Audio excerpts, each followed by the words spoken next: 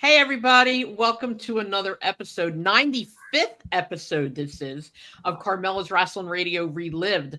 I'm here with my girl, Jeannie. Nice to see you. And everybody wants to know how Hi. you're feeling. Yeah, how you doing, Jeannie? Hi. I'm a lot better, a lot better. There's still some aches and pains, but I it's manageable. So I'm on the mend. Thank you. Good. Good. And the surgery was a success. So that's very good. Okay. Yes. All right. And then everybody knows Joel. We have Joel Goodhart here with us. We've got a ton of stories to tell. So thank you, Joel, for coming. No problem. And John Weslowski. John knew Paul in his a lot younger years, so we'll be able to get an aspect of Paul throughout his life. Um, everybody knows. Everybody who doesn't know Paul will learn a lot about him tonight. Everybody who does know Paul knows everything that we're probably going to say anyway. Before we move on, I want to first of all thank Chuck Langerman. God bless you wherever you are. I can't tell you, I'm not going to go into detail now, but I can't tell you how much your communication with me recently meant to me. It meant the world. And I truly, truly appreciate you. As always, I want to thank David, my friend David, who is a kind soul, a sweet man who watches the podcast religiously over and over again. God knows why he would watch them over and over again. But he is an inspiration. He is kind. He is sweet. He's a wonderful person. And just really grateful to have you here listening to our show. So let's talk about Paul real quick. Now, who was Paul? Paul was a man who I met when I was 15 years old. 15 years old. And I've known him literally all my life. Okay. Just about. And he was a unique person, a very unique person. For those of you who did not know Paul, all right, he was a person who carried his own drum. He followed the beat of a completely different drum. Okay, he did what he wanted to do when he wanted to do it. Didn't care what anybody thought. Didn't care what anybody said. He lived his life. That's one thing I got to say about him. He lived his life his way until it got to the point where he couldn't live his life his way anymore. He lived his life his way. Now, John, let's start with you. You met Paul. You went to school with Paul, right? No, actually, No, it was I met wrestling. Paul. Okay. I met Paul probably around 1970, 71, something like that. Our friend Ray actually introduced me to Paul. So there's a lot of interaction between the three of us. So Ray gave me a call, and he said, I have a friend who's interested in wrestling pictures. Can I bring him over to your house, because I know you have a bunch of them and you're selling them. You know, he'd like to take a look at them. Sure. So they come over. He introduces me to Paul, his friend Paul. Now, I was selling the pictures at the time for like $2 for $1, you know, and normally I would sell 2 or 4 pictures to somebody. Mm-hmm. Paul went through the collection and he bought more than 50. Wow. He's like, here's how much is, you know, 2 for $1 is $26. It was. So it was like, what is this? You know, it took me off guard. But that was Paul. Paul always had money. He and his father worked in a scrap metal business. Let me go back. I had known Ray for a little while, and then, you know, eventually that's, you know, where the connection came in. So Paul and his father worked in the scrap metal business, and we used to always refer to him. We always had names for everybody back. Oh yeah. Oh yeah. So we used to refer to them as the White Sanford and Son. Yes. You know, Oh my God, that was so funny. him and his father, and he always referred to me as Wes. You know, out of the blue, and like people called me lots of different nicknames, but that was Wes, and it stuck after that. That's how we always referred to you too. Always was. Oh yeah. In fact, a little bit about Paul. My father was working as a part-time as a security job, So he was working near Allegheny Avenue, and he used to take public transportation back and forth. He's waiting for the bus. He's telling me, I'm standing there waiting for a bus, and I hear somebody yell out, "Yo, Wes," to him. And he looks, and it's Paul. Paul pulls up to him. He says, "You need a ride home?" And he like picked my dad up and drove him home 20 minutes. Paul didn't live far from there, but he went out of his way, and it just was, he didn't give it a second thought. No, that's true. He was that way with a lot of people. And when you say him and his dad had scrap metal, his company was called All Valves. Now, valves, let's say, if you in your backyard, like what you connect your hose to when you water your lawn, and that little thing it turns. Well, he dealt with that as well, but he dealt with it in huge sizes. Like he would go to refineries, or he would go to huge like distilleries. They were like industrial valves. Industrial size. Yeah. They were huge, very huge. And and I have to tell you the story real quick, because you said he always had money. When Paul was in high school, I got to tell you, Paul did not do well in school. Okay. Robert always did his homework for him, but and this is exactly what Paul did. Okay. He used to run football pools in the summer. Okay. When football pools were just starting, and he was failing class. And he said to his teacher one time, he goes, "Look," teacher goes, "if you fail this class, you're not going to do anything this summer, but go to summer school." And Paul said to him, "I'm not going to summer school." And he said, "Yeah, you are." He goes, "Look, man," he said, "in one summer, I make more on football pools than you make on a year in your salary." He said, "I'm not going to summer school." And I will tell you, he did not go to summer school. He did not go. I don't know what he did or how he did it, but he didn't go. Paul was always the kind of person, there was always money to be made somehow. Okay. Yeah. He would sell his clothes off his back if somebody gave him the right amount of money.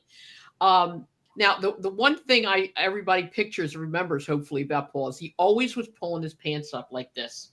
He always never wanted to wear a belt, never wore a belt. Pants were always too big, but he would walk around with one hand holding his pants up and doing business with his other hand.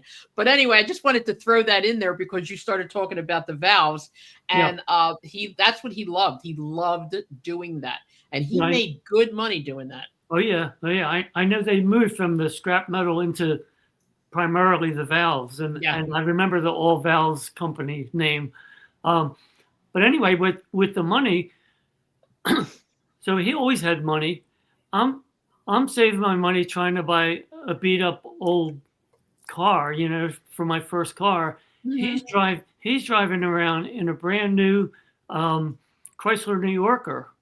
And if he wasn't in the New Yorker, he was in a fancy pickup truck that was complete with an 8-track player. 8-track, yeah. 8-track. And he always had the latest Richard Pryor album in there. Always loved Richard Pryor. He loved him. Oh, absolutely. Yeah. And he always had to have food that he wanted. You could make dinner for him 3 ways to Sunday. Okay. You could have a whole big meal cooked, everything ready. He'd walk in the door with Chinese food. Okay. Or he'd walk in the door with a cheesesteak. It's like, I'm not eating that. I'm eating a cheesesteak. I'm eating my Chinese food. He used to call it Chinese food. He did. Yeah. And he made the money. You couldn't take that away from him. He made a ton of money. I'm going to tell you a little secret about his dad. His dad was in the scrap metal business way before Paul ever was. His brother, they were all in it together. And a man who became like Paul's brother in later years was also in the valve company. And Paul's father liked him. He said he was honest. He was a good guy, this, that, and the other thing. He pulled out $180,000 in cash. Now, you know how much that was back then, okay? $180,000 in cash, handed it to him and said, "Here, go start your business. Don't say I never did anything for you." Mm-hmm. And that man, out of the gratitude that he felt, never turned his back on Paul or his father. He always, until the day Paul passed away, he always took care of Paul. always took care of him and took care of everything that he needed, because the money that his father gave him made him a very rich man over the years. So that's the kind of family that Paul came from. And Paul was that kind of person. And when it came to wrestling, you couldn't, I mean, he liked all sports. We're going to go into it a little bit more with you, John, but wrestling was his go-to most of the time. Yeah. And go ahead and then finish what you were saying. Then we'll go over to Joel and Jeannie for a little bit. Okay.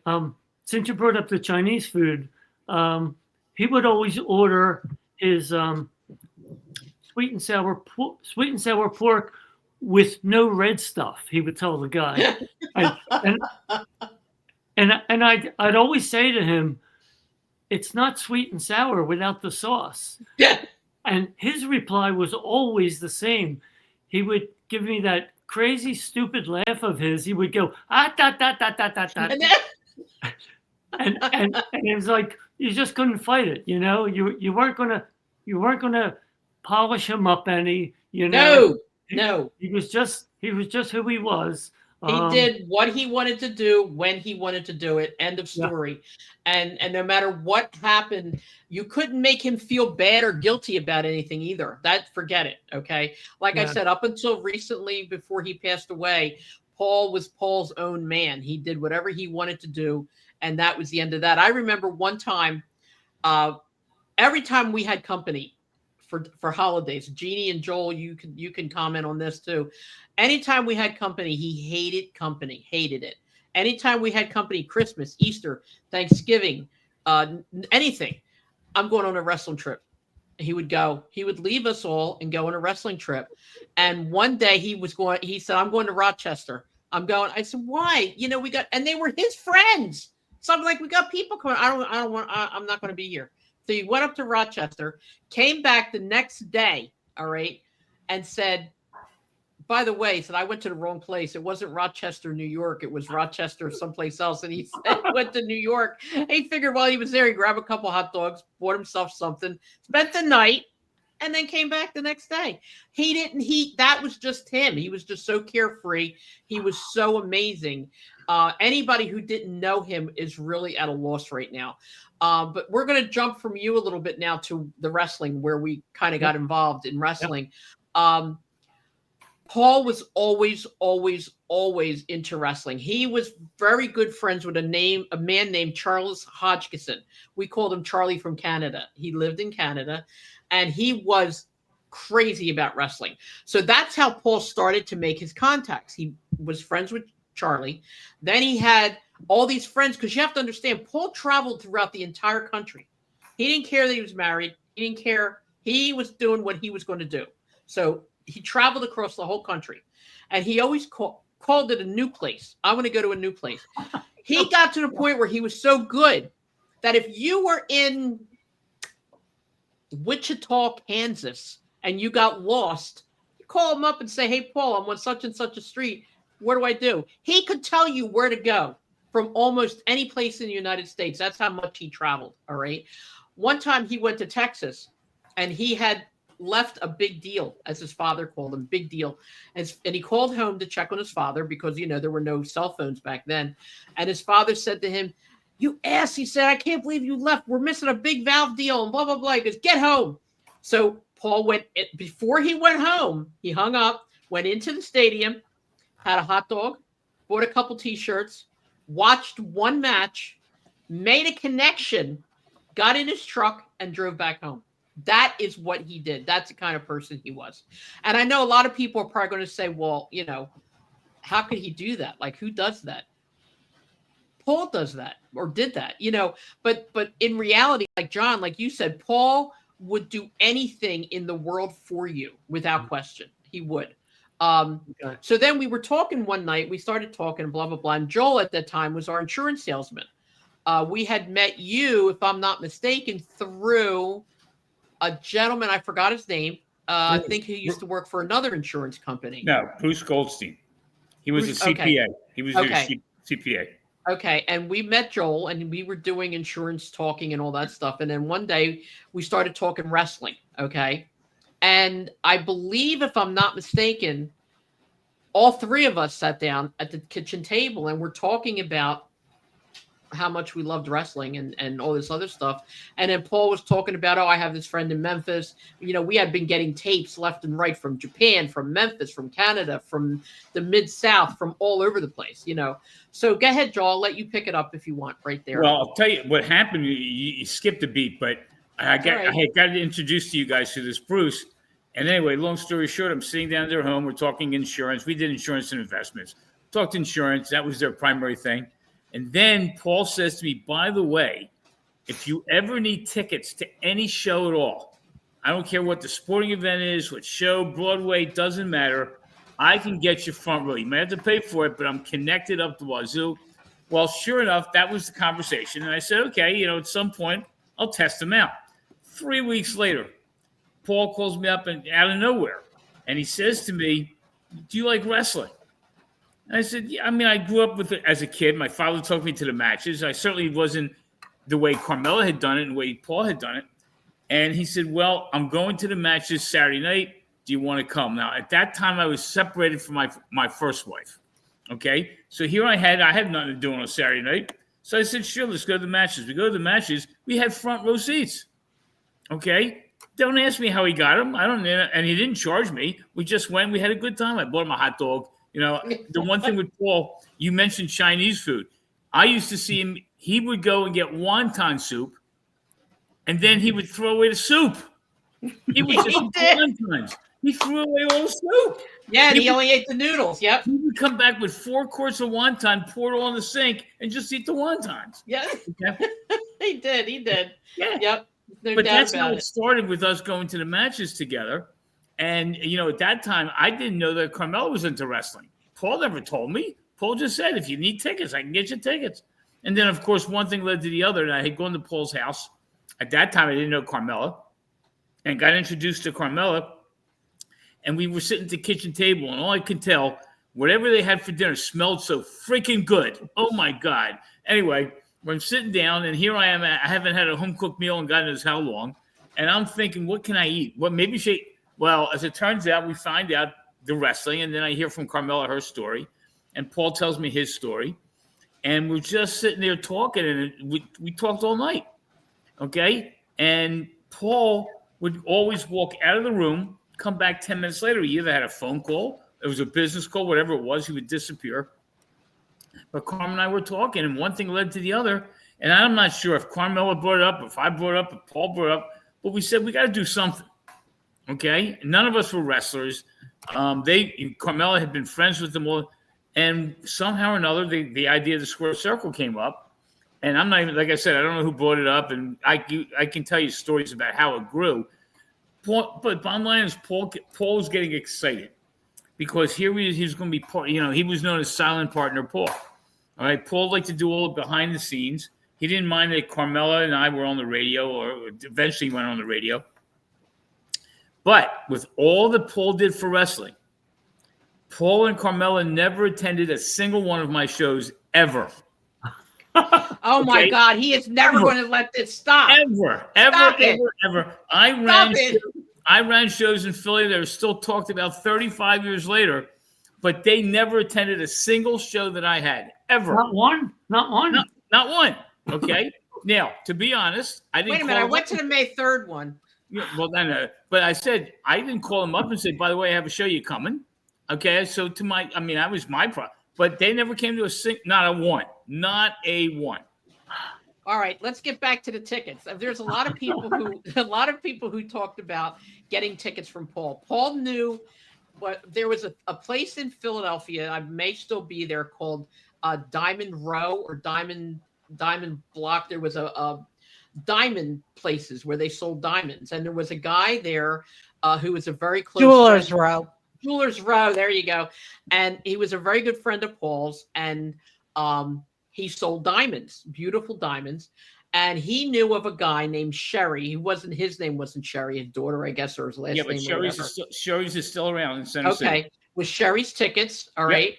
Paul got so close to Sherry, or to the guy that owned it, that's where he got all the tickets. This guy would do anything for Paul because, again, Paul would do anything for him. All right.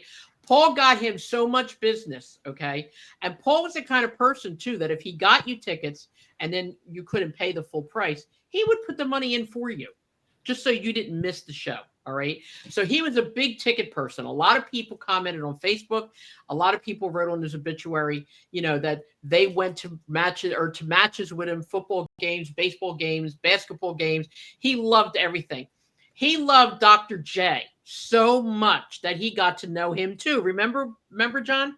Yes, I When do. Paul and I got married, we literally invited Dr. J to the wedding. Okay. And he was going to come, but he had a previous engagement. Wouldn't that have, Paul would have just completely died. Okay. If Dr. J would have come to our wedding. But as time went on, again, when you got to know Paul, what Paul was as a person and what Paul was as a husband are two completely different things. Paul was never meant to be married, and that's end of story. But he was a good man. He was a good person. He did the best he could to help anybody that he could. Okay. End of story. That's who Paul was. So with everything that we had at this point, we started out with just the wrestling store. There was a place in Levittown, I believe, called the I-95 Marketplace. And they had a big mall kind of store, and we opened up, correct me if I'm wrong, probably one of the first, if not the first, merchandise for professional wrestling store. Okay. At least in the area. And he could not have been happier. Paul was like a little kid. He had the smile that went out to here, because, you do it. You take care of it. I'll just be there. He would just come by. And we had outside our little store there, we had a little old TV with cassettes, 8-tracks they were. No, not 8-tracks. They were VHS. Beta and VHS they were. And played tapes constantly all the time. And this is where we come in to meet Jeannie. Jeannie, it's all you now. Well, I met you guys at the grand opening of the Squared Circle. And the rest is history. We just became fast friends. And eventually it was like, hey, how about you work for us at the Squared Circle? I don't remember even who brought it up, and the store was only open 4 days a week, Thursday through Sunday. Right. And so I'm like, well, I need a job. So, I'll do it. And that's what happened. And I swear every day that the store was open, Paul was there. Yeah. Paul was there.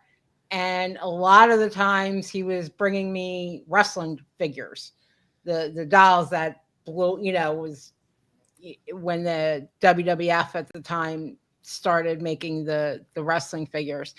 And, always trying to keep it in stock because we'd always sell out. But he was up there all those 4 days, not all the whole time it was open, but, he was up there a good hour or two every single day. It was there. And then I eventually wound up, don't even know how it happened, but eventually wound up moving in with you and Paul and your daughter. And it was the best time of my life. It really was. And having, seeing Joel all the time and seeing, you guys and Dominic DeNucci and, anybody, wrestlers who were coming in for the show, all the indie guys, Larry Winters and Tom Brandy and Tommy Rich. So yeah, all the guys, the guys who would come in. Well, even before you guys started promoting. But yeah, it was just an absolute best time of my life. And it was because of you, Paul and Joel, and it's just facts. The one thing I will say about Paul, he was a ball buster. If he knew, but that's how he showed his love. I swear that's just the way his brain was wired. Oh, I really like you, so I need to break your balls. If he didn't like you, he didn't have the time to break your balls. So therefore, you didn't matter enough. But he would always, that never, ever changed, ever. I'll never forget, we had lost touch and we met up, 20 years later or whatever. and he came over, and I remember him saying, oh yeah, Jeannie, I know who your favorite wrestler is, and your all-time favorite, the love of your life, or blah blah blah blah blah. And I'm like, huh? Okay, who? I have no idea what you're talking about. And he said the name of the wrestler. I won't say it. Of the wrestler who threw me by my hair in Baltimore. Oh my in God. in the hotel bar. And he's like, and it was just like, oh my God. But he I'll only say it, brought it Dave. up. I'll say it if you want me to.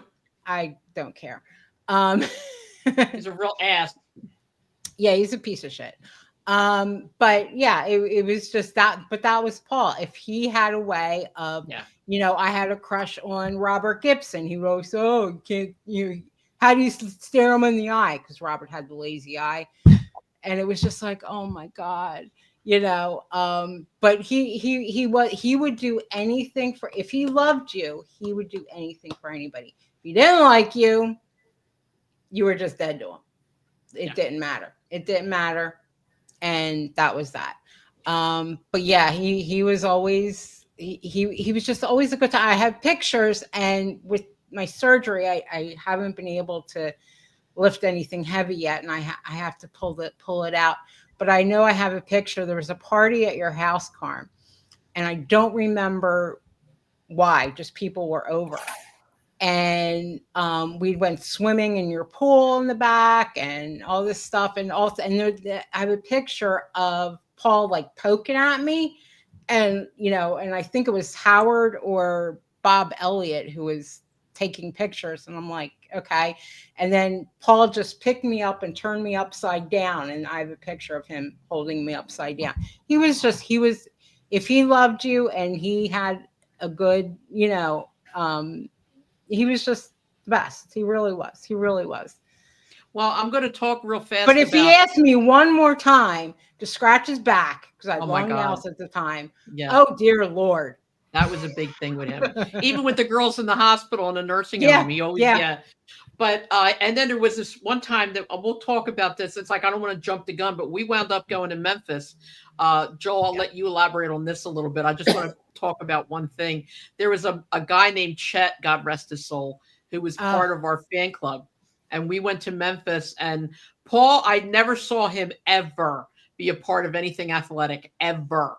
He played softball. He loved it. I think he wound up being MVP. He was so happy. Chet wound up getting such a bad sunburn. Somebody on Facebook said this. And Paul, as soon as he found out Chet had sunburn, well, Chet was red hair, freckles, red skin to begin with, burnt to a crisp. Paul walked up to him in front of everybody, whacked right on his back on purpose. Well, and you know what? Nobody hated him for it, because that's what he did. That's what he always did. Okay. The one thing about Chet, he became one of my wrestlers, and he went to Rings Masters Wrestling School. He wrestled as C and Red. Okay. And Larry Winters actually gave him the name of C and Red because he had red hair and freckles. And wrestlers tend not to be red hair and freckles because they tend to show color and whatever. Anyway, Chet has since passed away as well. But Chet, the one thing, Paul became the center of attention. He was the life of the party. Always. Okay. And when we played Memphis, when we played Jerry Lawler's team down there, Franny Emsley got his hair cut. We had a loser leave town match. Fred Emsley's passed away. We made a lot of close bonding friends down that way. In fact, one of the guys that went to Memphis with us became Blue Meanie. Yeah, Brian Heffron. Yep. Yeah, so we got Blue Meanie, and we had C and Red, and then Jimmy Janetti was down there with us. I mean, we can go on and on and on. And also, what's his name? I just lost his name right now.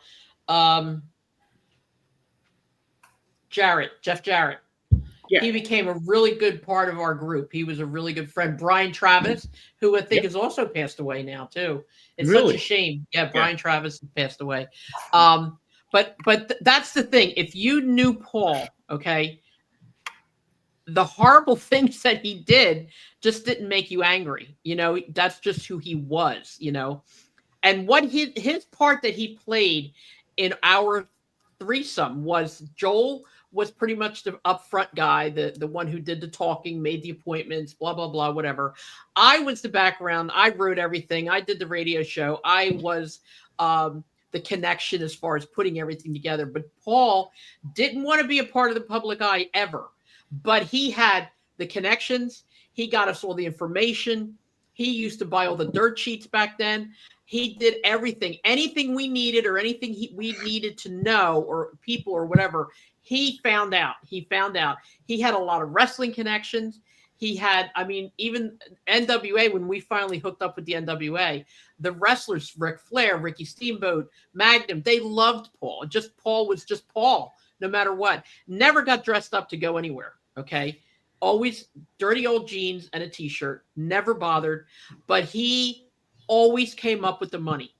Anytime we as a group needed money, okay? Like, remember that show in St. Mary? We'll talk about that too in a minute. He came up with the money. He didn't, wound up losing most of it most of the time, but he found a way to come up with the money. He came out and he would take, if he knew that you liked a movie, if he knew that you liked, he would take you. He would just say, come on, let's go, I'll pick you up. Go to the movies, okay? Again, he could aggravate the balls off a brass monkey. He really could. As far as, like I said, again, I'm going to say it only one more time. He was not husband material. Couldn't be a husband, okay? But that doesn't mean that he wasn't a good man. He wasn't a good person, okay? He took very good care of his parents, fought with them constantly. His father used to carry around a rifle, all right? And one time, he got really mad at Paul and me, and I mean big time. He pulled out 2 bullets about this big and slammed them both on the table. And he said to me and Paul, this one's for you and this one's for you. And he pulled up this rifle and I'm like, holy crap, this guy's really going to shoot us, Paul didn't care. He laughed. He just walked away and he thought that was funny. And his father was beat red. I'm going to get you, But nothing bothered him. If something was really going to bother him, I'll tell you what did. The fact that if there were times that he didn't have money, forget it. And Paul always found a way to make it. He was up all night long, worked 7 days a week, ran, but he always made money, always. And again, talking about St. Mary's, we went to St. Mary's. Paul didn't come with us in the limo, did he? I think he met us there, right? No. Or he didn't go at all. He didn't go at all. Okay. All he did, we needed to come up with so much money. He gave us the money to come up with the show. And then Joel and I went. It was an 8-hour ride in a beautiful limousine. Wow. Was that cool or what? Well, it was funny. When we got to St. Mary, Pennsylvania, we decided rather than taking a ride up there, let's get a limousine. Well, at that time, limousines were like $600-700 for a one-way ticket. Okay. And back then that was real big money. Yeah. And we took a ride into St. Mary. And when we got to St. Mary, we went to some radio shows. Well, here you're in St. Mary, which is a blue-collar town. Anyway, we would go to a radio station, and here we were in this white stretch limousine, and everybody thought we were somebody. Okay, and we did some interviews on the thing. The kicker was, and the real story here is, we got a phone call from Elliot Murnick, who was Crockett's eyes and ears in Philadelphia, and I got to be really tight with Murnick when I started doing ring announcing, all this kind of stuff. And it was funny because he was Jewish and I was Jewish, and 2 Jews. You can't find 2 Jews in wrestling. You just can't. Well, anyway, he calls me up surprised one day. Today. Yeah, he calls me up one day and he says to me, we need to find a show. I think it was on a Tuesday night or a Wednesday night. We're routing people into Pittsburgh. We got something in Columbus, Ohio. We need something out in the western part of the state of Pennsylvania. Go do something. We made some phone calls. I don't remember who, what, where, when, and how. And we found a school in St. Mary, Pennsylvania. Not St. Mary's, St. Mary. Well, it was a 6 to 7 hour ride. Carmen said 8 hours. It could have been. We got up there. We were the king of the town. Now, think about this one. The main event that night was Rock and Roll Express against the Midnight Express. Okay? So here we are in a high school gym, and we brought some names in. Now, Flair wasn't on the card, but Nikita Koloff was on the card, Rock and Roll, and whatever. We did the show. The place was ridiculous. I mean, we brought the talent to this little town, and it was unbelievable. So, again, but we never ran a show there again. Okay? No. It just never happened. But it was a great show, though. Oh, my God, it was phenomenal. But that's the start of everything. That was really when we started getting itchy about doing some promotions. And then eventually we did the promotion in Sheraton Valley Forge, and things just started getting bigger and bigger. But Paul, to his credit, I mean, think about this one. If you have 3 partners and all 3 are alpha persons, you're going to kill each other. Okay? Well, Carmen and I are 2 alpha people. I want to kill her all the time. So it works out perfect. But Paul was always wanting to be behind the scenes. He just wanted to make the phone calls, get the tapes, make a contact or two. He didn't want to be the star of the show. He didn't want to go out to St. Mary, Pennsylvania. To be honest with you, that was probably a good idea that he didn't go. But the point is, that's what Paul did. You need a silent partner. And that was the name that he got. Everybody gave it. I didn't give him the name. Silent partner Paul. But because of that, believe it or not, and this is, I've said it over and over again, I'm going to say it again. As silent as he was, without Paul, there would have been nothing, period. As I said, he had the connections. He fronted most of the money. He did everything, but he did it all from behind the scenes. I am going to correct one thing you said, Joel. You said that when we went out to St. Mary, we were the king of the town. We were the king and queen of the town. You left me out of that one, so let's, correct that in the future, okay? Okay, will do. I'm a queen, okay. Anyway, John, let's go back to you a little bit. When Paul was involved in wrestling, you didn't know, not that you didn't know him, you weren't with him as a friend at that time. You guys had drifted by then. Paul went on his life, you said, and you went on to your life. What was his mode like when he did other sports like basketball? Because you said that earlier that it wasn't just wrestling, it was other sports too. Okay. Well, we went to the shows together, to the wrestling shows together. But usually when we got there, I was either at ringside or trying close to the back. My thing was taking pictures, and he was off doing his thing. And then we would kind of compare notes afterwards, So I didn't see him much really at the arena, except that we would go together and leave together. Mm-hmm. But when we went to other sports, you had mentioned Dr. J. We went to the Sixers game to see Dr. J. We went to the Jets game in New York to see Joe Namath because he had to see. He loved Joe Namath. He had to see Joe Namath. We went to Garden State Racetrack to bet on a horse. There was a horse that he wanted to bet on.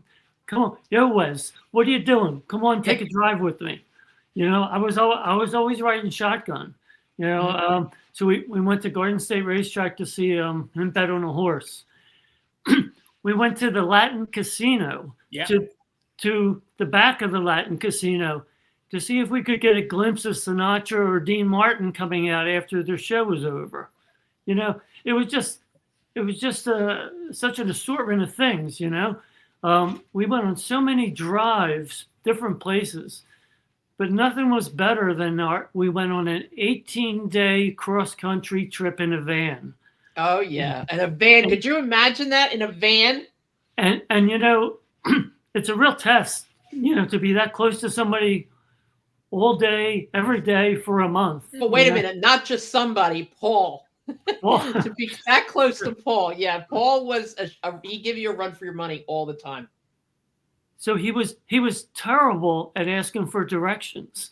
What he would do is he'd see somebody, pull over, lower the window. Hey, how do we get wherever?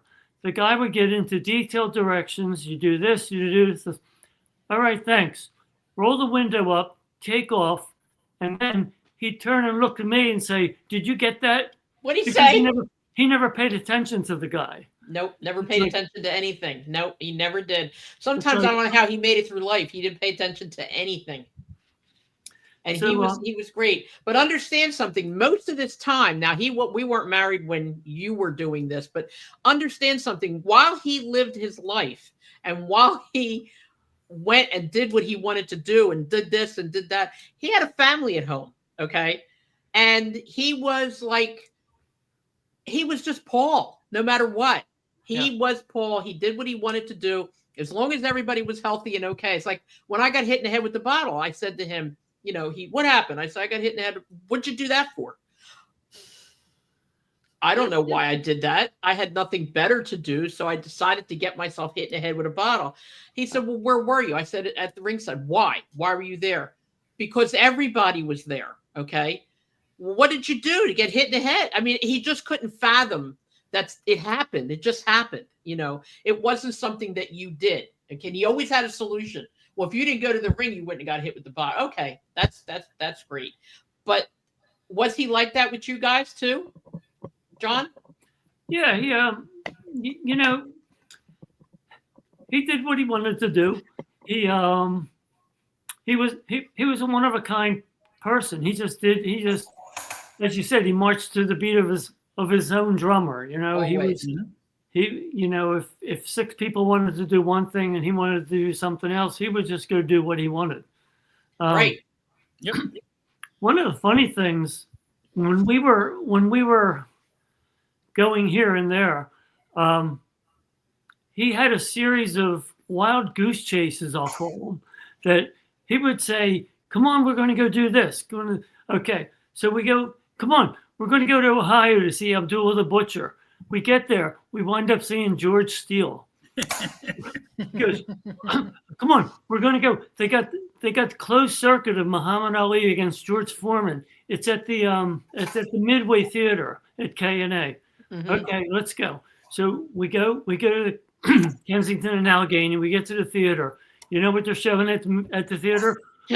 What the movie 1 Million Years BC with Raquel Welch. Raquel Welch, yeah.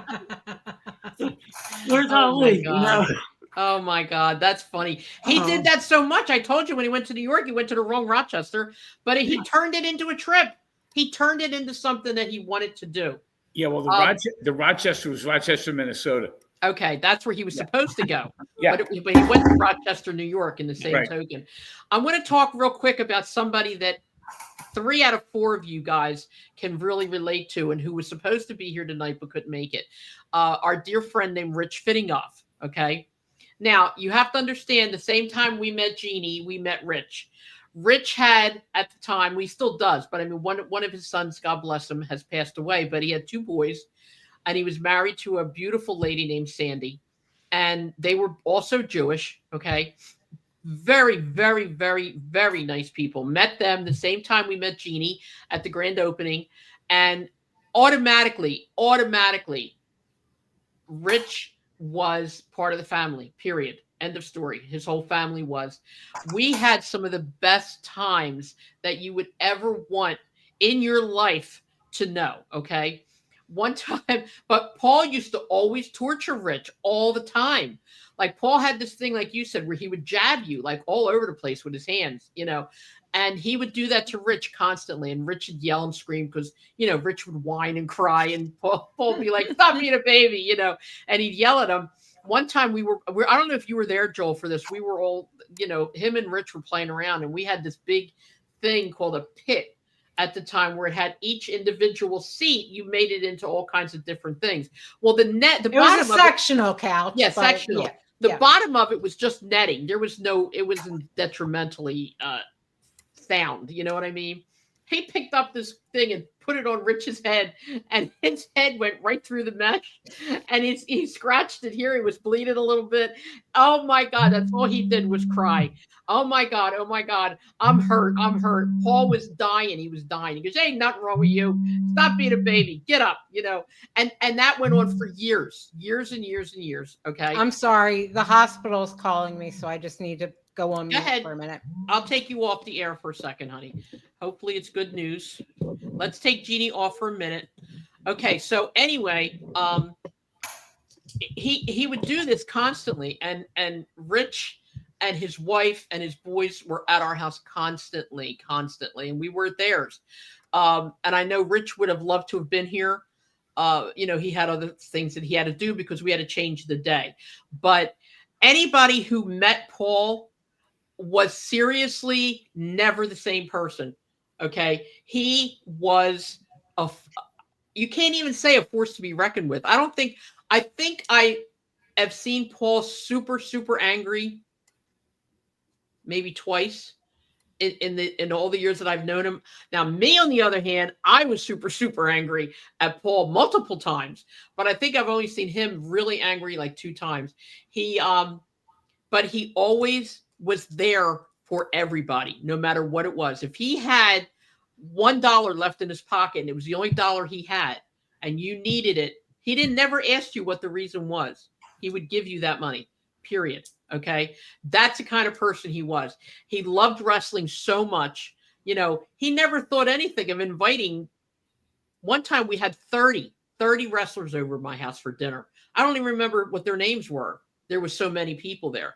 And, you know, he would just say to her, oh, Carmelo will cook, you know, just come over. Carmelo will cook. And I'm like, what do you mean Carmelo will cook?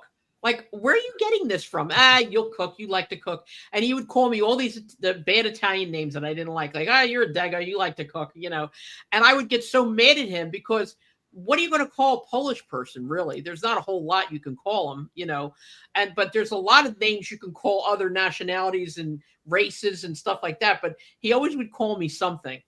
And but we had tons of people over all the time. And it was crazy because, and the other thing is too, no matter how many people were there, no matter how many people were at our house, and Joel, you can attest to this, if he wanted to go to bed, he was never the host. Never the host. He wanted to go to bed, he went to bed. He didn't care who was there. He didn't care if it was like a party, a baptism, a Christmas dinner. Nah, that's it, done. I'm going to bed. Good night. You guys want to stay? Stay. If not, get out. That was his, you know, that was what he lived by, period. And nobody interfered with him making money. That was his biggest goal in life, was making money. And so tell us a little bit more about this trip in the van. I want to hear some stories about that if you have any that you can tell us. Weird. Well, we decided, we took close to a year to plan this. There were 4 of us. No, the van trip was 3 of us. We took close to a year to plan where we were going to go, where, you know, what we were going to go see. We sent away for information. You know, the internet wasn't around at the time, so we got like a lot of the highlights of the U.S. Mm-hmm. And the only date that was set, actually 2 dates. There was one date where we had to be in Las Vegas, because Carm's brother and I had arranged for a trip from Vegas into the Grand Canyon. So that was pre-planned. And then the other date was we had to be in Houston a certain day because Paul had to see a show that had Dusty Rhodes in it. Okay, so in between that, we went, we made all of our plans. We decided when to go. We got time off from work. Paul called home every day, but we rented a van, and the idea was we were going to sleep in the van. It had a little stove. We were going to cook and make like breakfast and stuff, and then eat dinner out somewhere. So our first morning stop, we made breakfast on this little stove. It was the last time it was used. Nobody else was interested in it after that. We were in San Diego, and it was San Diego. It was hot as hell. So we're okay. We're going to sleep in the van. Paul says, I'm going. You see that? See that? He points to a hotel across the road. That's where I'm going. So he goes over there, and Bob and myself are in the van for about an hour. And we looked at each other and we said, what are we doing? He's got a room in the air-conditioned hotel over there. We're sleeping. Even if we have to sleep on the floor, we're in there. You know, we go knock on his door. Yeah, come on in, you know. Just crazy stuff, you know. I had told you, I think in the last time I was on, about him speeding in Kansas, and police pull us, you know, them pull us over, but pull alongside of us, you know. They gave him a look. He said, okay. And they let him go. You know, it was like he had this bubble around him. He got away with a lot of stuff, man. And yeah. Paul, when he drove, and Jeannie, I know you know this, when he drove, we used to always call him Pickle Lane. All right. He would drive right on the line. Okay. Never in one lane or the other. He said it was easier because this way he knew where he was going. I don't know what that had to do with anything, but he always was on. And anytime he got tired, he would get tired driving like we all do. Okay. The 2 things that he did to keep himself awake were he would shake his head constantly and drink Mountain Dew. To him, Mountain Dew was the lifesaver of all problems in the world. Mountain Dew will fix anything. Okay. Just do it. It was great. All right. But, I want to talk a little bit more now about when we were involved with the NWA, Joel. You remember all these days, of course. And again, talking about Paul, you and I were always there negotiating. You and I were always, you know, And Paul just was there. Am I Yeah. right? Yeah, Paul was Paul was a fan. Okay, he was the ultimate fan. He just wanted to be around. What's weird is I have pictures. I'm in the back at the Civic Center, and I'm wearing a tie. Okay, because I came from the office. I'm wearing a friggin' tie to the wrestling matches. And there's a picture of me with Manny Fernandez and Paul. Okay, and Paul's wearing his. I called him a schlub. He used to wear the jeans and the shirt, and that was it. Manny Fernandez was dressed in his wrestling gear, and I'm sitting there with a tie and pants on. It looks so stupid. But that's what Paul was. And I was there to get to the contacts. I was able to get in the back. Carmella sometimes couldn't get in the back because she was a female. I would go in the back, and we were trying to line up who's going to be the next luncheon and who's going to do this, who's going to do that.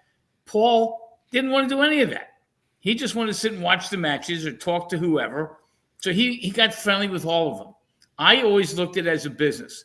Okay, I was there to make money. He was there or lose money, but I was going to do the business end of it. Carmella was going to do the same thing. Paul, nope, didn't want anything to do with it. Okay, and we called him the silent partner, but there were times he was a non-existent partner. Sometimes he just didn't want anything to do with it. No. Okay, But he didn't want it to stop. no, oh yeah, That's he the wanted weird part. he wanted to keep going. Oh, And yeah. he wanted us to keep going, and it was classic. And what had happened was we weaseled our way into Crockett's people. In fact, Carmel and I one time went down to North Carolina to meet with Crockett. Okay, and my contact was this Elliot Murnick, and every time I would ask Elliot for something, I got it. It was amazing, but you kind of learn. You don't ask for stuff that you can't turn around. When I had the Flair dinner, April 30th of 1989, okay, the only way I got Flair was through this Elliot Murnick, because Flair did not get paid for that dinner, okay, didn't accept a nickel. They did. Crockett wanted him to be there, and there was that particular day. It was just, you have to now picture this one. You want to talk about a story here? Think about this one. They have an afternoon show in Baltimore. We're getting off the topic a little bit, but it's an afternoon show in Baltimore, and the Philly show's at night. And Flair is done in Baltimore, and he was originally scheduled to fly home for a 1-week vacation. Murnick had put this dinner together, black tie affair and the film's on YouTube. Flair comes. I get a limo. I had a guy that used to give me limos. We got a limo. In the limo was Ric Flair, obviously, Jim Ross, Animal and Hawk, the Road Warriors, and the Steiner brothers, Rick and Scott. Picture that limo, okay? Those guys, with the exception of Flair, were on the card in Philadelphia, so they wanted a free ride. As we're driving up I-95 at 95 miles an hour because we were late for this damn dinner, the driver stops. He blew a tire. So we pull over to the side, and Flair says, let's go walk the median. So Flair and I go walk the median because Flair's asking me how the dinner's going to go. What's the thing?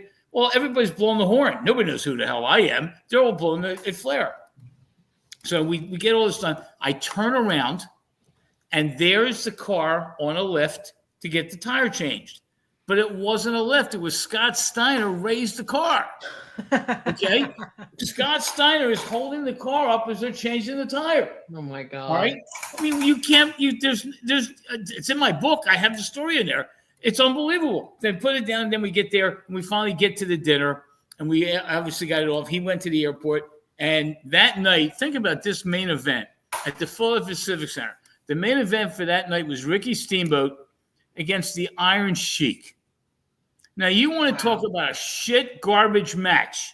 Ricky tried desperately to make Sheik go over, and it did. I mean, those two styles just don't work, okay? But that was the main event. It was a bad house, and the one thing the reason I'm saying it, the one thing I said to myself at that house, if I ever run a promotion, the main event I'm going to have will not be Ricky Steamboat against the Iron Sheik. I guess Okay? Not going to happen. Ricky Steamboat wound up working for me as a luncheon. I've never worked in a wrestling match. And Iron Sheik we actually had for shows against David Sammartino, et cetera, et cetera. So all these guys eventually did something with me. The Steiner brothers worked for me. Carmel and I had the Road Warriors come and we did a thing at the Woodhaven Sports Center. So, and Jim Ross came to the dinner with Flair and me. So all these guys eventually worked, but they all knew that if they were coming to Philly and Joel or Carmella came up, it was a payday. because we would set up. We had a place called the Bus Stop in Northeast Philadelphia. Great roast beef sandwiches. Then when we stopped at the bus stop, we changed to Champs up on Roosevelt Boulevard.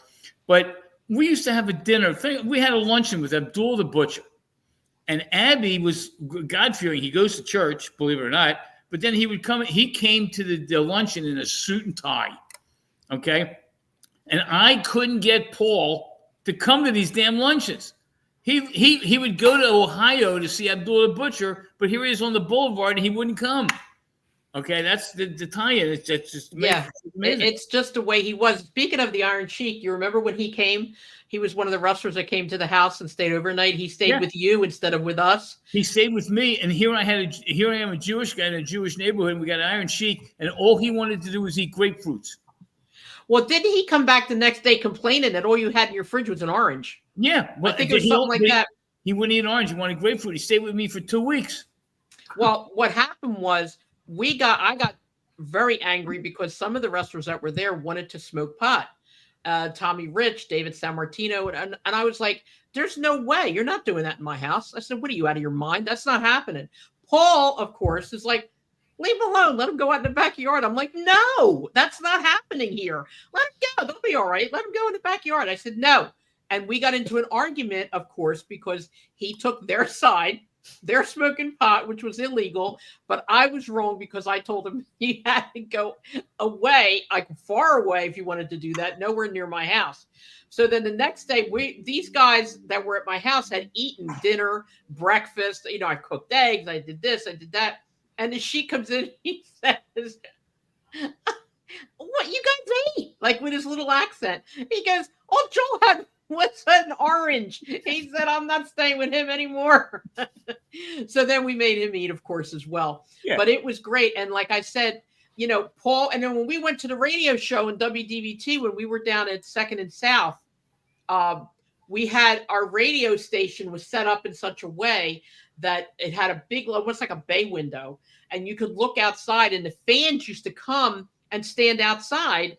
Jeannie, of course, you know that. And stand outside and watch us. Well, Paul would be out there, okay, with his phone in his hand, you know, eating a hot dog or a pretzel or something like that. And he'd be waving to us, you know, but you could hear us. So every once in a while, like Joel and I had a question or something, and we would say it. And when you're outside, you could hear us outside. And we would say, Paul, what's the answer? Paul, what's this or what's that? And he'd go, and he's looking at, you know, on his paper, but he wouldn't come in. He wouldn't come on the show. He wouldn't come in the studio. He wouldn't be a part of anything. But he had all the information. He had everything we needed whenever we needed it. And like I said, again, no matter what anybody ever needed, no matter what it was, he did it for them. Paul was the exception to every rule, I think, that exists, okay? He was who he was, and he never one time regretted it. He never one time apologized for it. He never one time changed who he was. If you liked him, you liked him. If you didn't like him, oh well. But everybody who met Paul was never, ever, ever the same. There were very few wrestlers that he hated. One wrestler that I know for sure that he hated was Ivan Putski. Okay? Yeah. Hated him. If he would have seen him, no matter how big Ivan was, Paul would have probably tried to beat him up because Ivan liked me. Okay. And when Paul and I separated, I dated Ivan. Okay. And he hated him. But that was about it. There was nothing that Paul would not laugh at. And you could do anything, and Paul would laugh, and he would laugh, and he would laugh. Even our friend Bob Elliott, who took pictures all the time like you did, John. Bob was the type of person where, you know, he was different. Okay. He was, things bothered him that didn't bother everybody, you know, and Paul knew that. And every single thing that he could do to annoy him, he would do, even though you couldn't tell him, this guy, it's in his head. It bothers him. You can't do this. He didn't care. And then Howard, God bless Howard. You remember Howard, Joel. Sure. He was a kind, wonderful man, and he was at our house constantly. Paul did nothing but torture him too. And it's funny, the more he tortured people, the more they hung around him. Like the more they wanted to be around him. I'm And telling you, it was because that's how Paul showed his love for somebody. Yeah. Because if he didn't like you, then, he didn't and he would think nothing of telling you. If he didn't like you, you were not allowed in his house. He would tell you right to your face, get out. I don't want you here. I'm not doing anything with you. Go. That's the only time I have ever heard Paul ever. I've never, ever, ever heard Mm-mm. that. Or I mean, I believe you, but yeah. Oh yeah. I No. wasn't there that day because I've never Yeah. seen him, Well, be that way. we had so many people living with us too. But Yeah. again, like I said, when he had enough of you, out, get out. That was the end of it. Period. We had so many people living with us. I can't even remember half of them. But he used to love what happened with the wrestling. He loved being a part of what wrestling was for us. He loved being a part of the Squared Circle. He loved being a part of Wrestling Radio. Then when we were in the newspaper, Joel, remember a couple times they did newspaper articles about us? Sure. He didn't want to be a part of it. Like, come on, Paul, get in the picture. No. When the wrestlers came, he would go pick them up if we needed him to. He would drive them back if he needed to. He would sit and talk to them and this stuff, but he never wanted to be part of the public eye. But yet, without him, none of this stuff would have existed anyway, And then Dave Katz told us of this story about when Paul drove Bruiser Brody. Then he worked for us in Valley Forge, and Paul drove Bruiser Brody to the airport. And I believe that's how Dave was telling the story, that's how he actually got to meet Bruiser Brody, because he went with Paul to take him back. And that's what he lived for. He lived for mixing, intermingling with the wrestlers, with the ball players, with the basketball, with Dr. J, with, whoever. And like I said, anybody who met him knew that Paul was Paul. Paul never, like I said, he never changed his attitude. No matter who he was with, he could be in front of the Pope and he'd still have on his jeans and a t-shirt and still pulling his pants up. That's just who Paul always was. And that was that. How did you get him to wear a tux on your wedding day? I don't know. Okay. I think it was my dad, my father, because he knew he had to. His parents yelled at him too, so he had to. Oh, okay. How we got him to wear the long tails, that was all me. I told him I wasn't going to marry him if he didn't wear tails. And he hated it. He had to wear gloves. He had to wear tails. He hated every second of it. Couldn't wait. Could not wait. By the time the ceremony was over, the gloves came off, everything. I was going to try the hot top hat too, but that wasn't going to fly. So I figured, what the hell.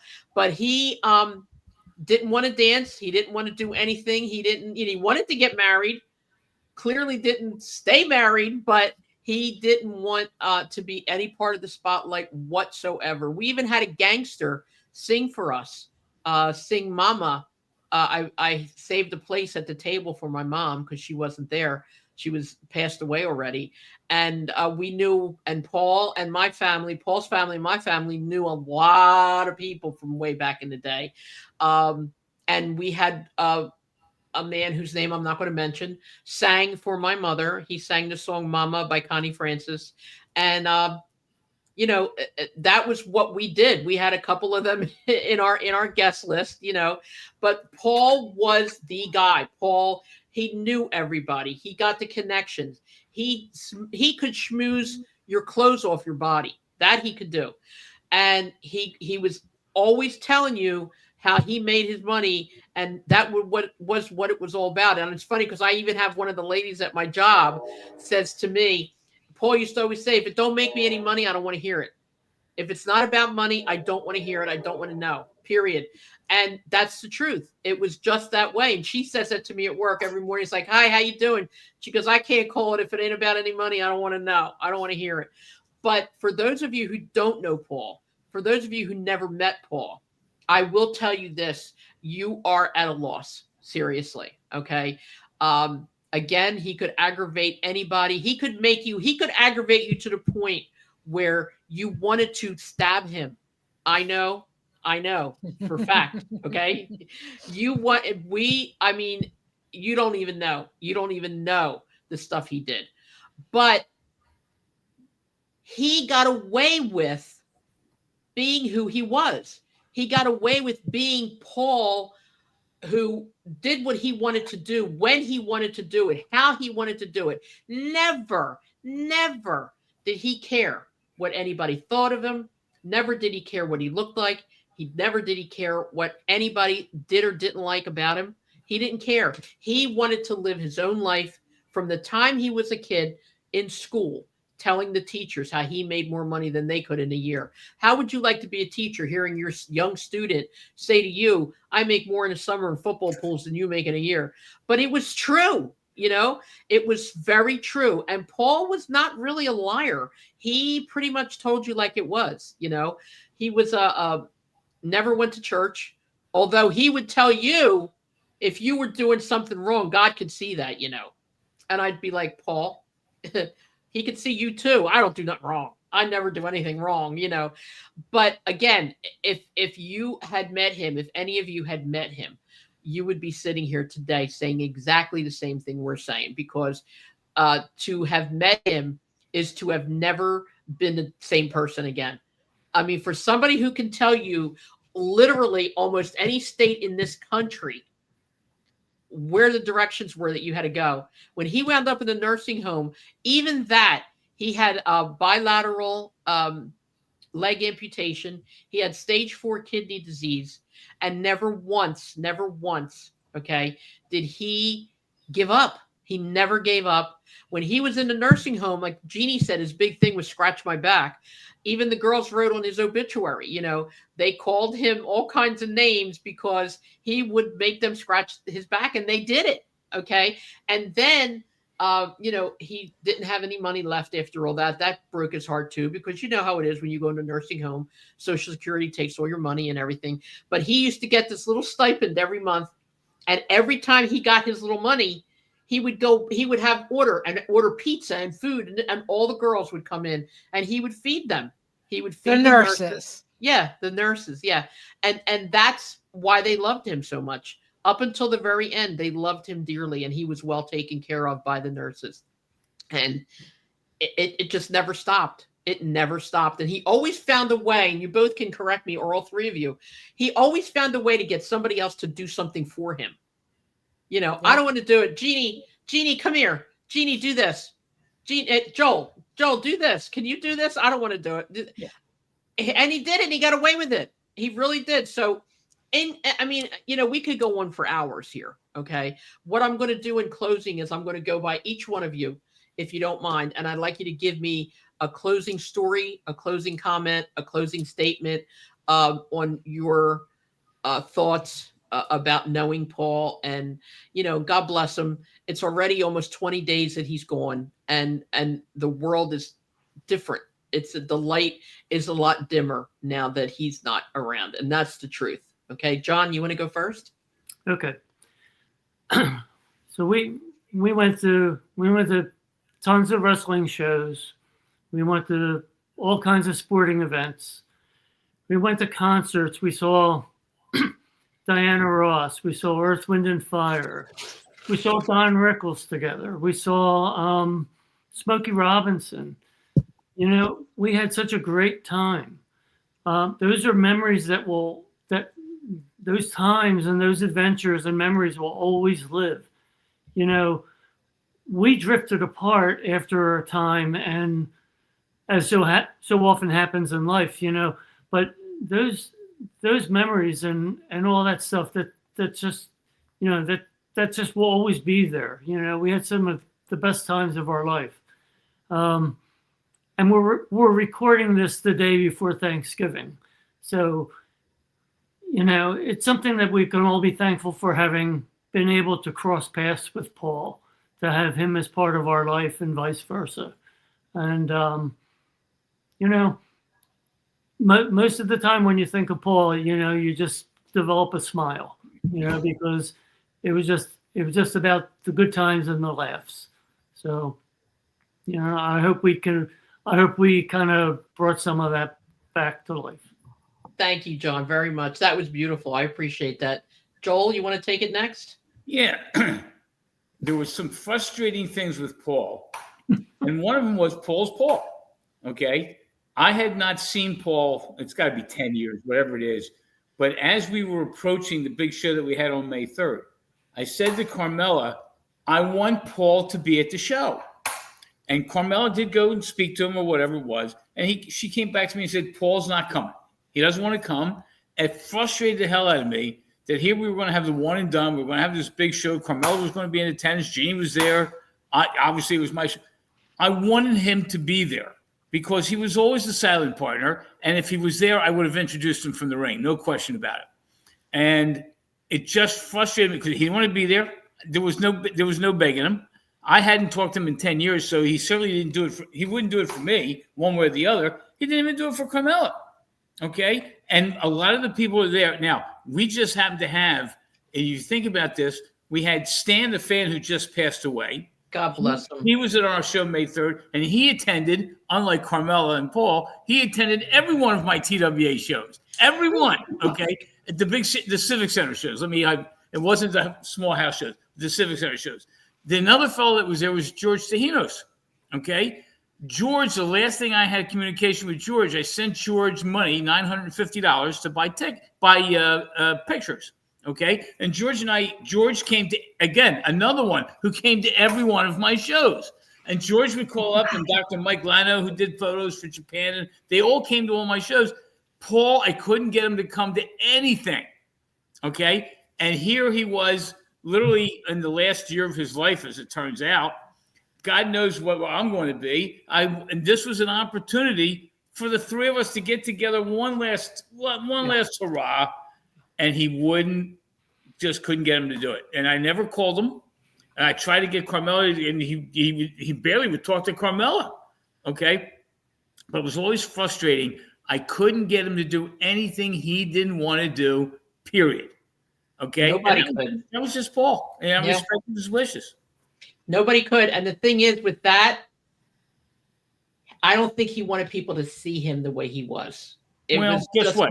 I had the same situation that he had. Okay? I know. And it's all attitude. Okay? And I have the same problems that he had. You either get through it or you let it bury you. But in your case, Joel, you are in a different position now. You have the ability to have a driver, to do this, to do that. Yeah. He had, and I'm not going to go into detail, but he had somebody over his head who controlled what he did. I get and you. That's the bad part. Yeah. Thank you. Thank you for your words, and thank you for everything. Jeannie, you're next. The only other story that I can think of that just reminds me of Paul so much is that Paul was a boob man. Yeah. He loved boobs. Especially yours. Yeah.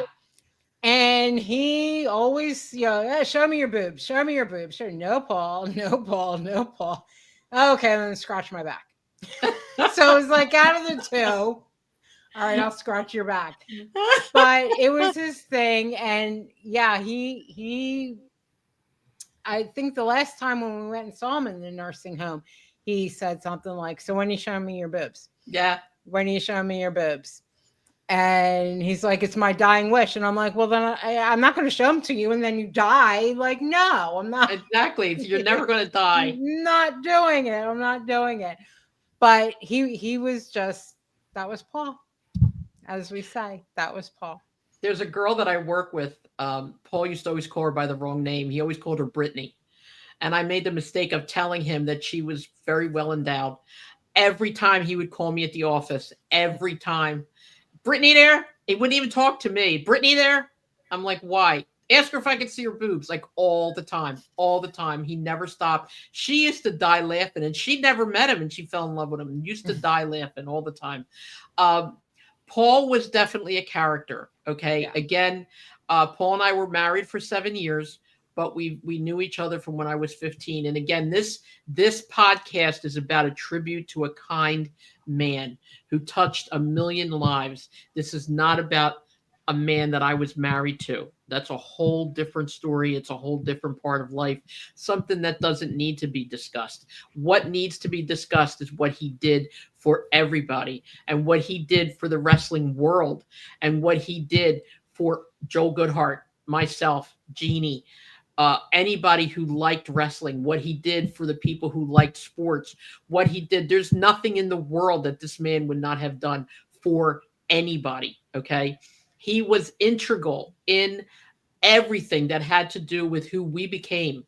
He was integral in everything that had to do with everything wrestling that we ever were and ever will ever become. Okay. He never wanted us to separate from wrestling. I remember when I told him that we had to separate from wrestling, and that broke his heart. It broke his heart because he never wanted to stop, never wanted to do anything, never wanted to be made public, never wanted to have to speak into a microphone, never wanted to be in the newspaper, but he never wanted it to stop. He wanted it to go on because he wanted to know in his heart that something he was truly a part of was real, and it was good, and it was progressing, and it was helping other people in his own way. And he just never wanted it to stop. And unfortunately, we didn't have a choice. We had to stop for multiple reasons. I had just become a mom. We were losing money hand over fist. And it was difficult when you have a family that, and Joel, that it's Sure. very difficult to Sure. lose money, and he just didn't care. His thing was, I'll get more. No, you can't just keep getting more money and then we keep losing. And back in the day, he had so many connections. He was like this with the bank president, all right, that we had our money in. And the president himself would call Paul, you're going to be overdrawn. Get over here and put some money in the bank. Never charged him an overdraft fee. Never charged him a penalty for anything. Even if he was overdrawn, the bank would fill that account with whatever he was overdrawn, knowing that he would bring that money to them. And his word was truly his bond. And that is something that you can't get from anybody anymore. And in today's world, if you find a man, a woman, anybody who lives by their bond and their word is truly their bond, then you are a blessed person. And his word was always his bond. He didn't care. No, I said I was going to do it. I'm going to find a way. Never once did he say, I mean, if he didn't want to do it, he wouldn't do it. You couldn't get him to do it. But once he said he wanted to, he would go through with it. And that's why it broke his heart to stop the wrestling. And unfortunately, it was something that was necessary. It wasn't anything that was done on purpose. So I hope everybody who watches this podcast is getting a little tiny glimpse of the person who was responsible for so many amazing and good things that happened in this world. And that happened to Joel and to me and to Jeannie and to everybody who knew him, to the man who was responsible for everything that we were. And Paul, God bless you. I know that you're in heaven right now, okay, with Dusty Rhodes, Roddy Piper, with all the wrestlers that are going, and of course with Elvis. He loved Elvis. My mom, I know she's cooking up there some kind of big old snack, and I know him. If there's a 7-Eleven or a Wawa up there, no matter what she's cooking, he's going to the store and he's buying a hot dog because that's what he wanted to eat, and that's what he did. So it didn't matter. You could make him a side of beef, and he'd come home with a hot dog, and oh well, that's what I ate. End of story. And like I said, we spent multiple holidays separated, multiple holidays alone. He did what he wanted to do, and he was happy. And you know what? You got to be happy in life, right? It's a shame that a lot more people don't do what they really want to do to be happy. And I'll never forget Paul, never. And I know nobody else who ever knew him will ever forget him, okay? Ever. I can't thank you guys enough for coming on this show and for speaking about him and for telling us your stories. It touches my heart greatly.